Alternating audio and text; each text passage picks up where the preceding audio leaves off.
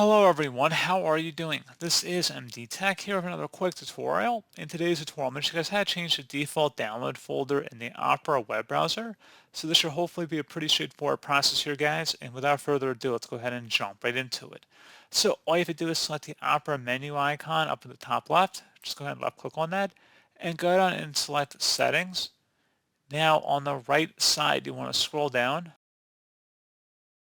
and select Advanced. And then scroll down again underneath Downloads.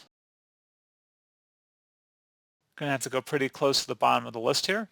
So there should be a location listed in here. If you want to change that, just go ahead and select the Change button.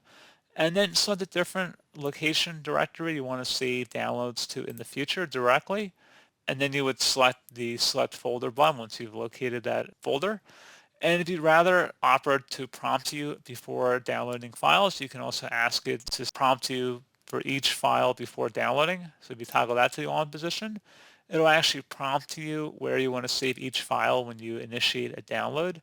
So pretty straightforward process on that, guys. And as always, thank you for watching. Do hope I was able to help you out, and I do look forward to catching you all in the next tutorial. Goodbye.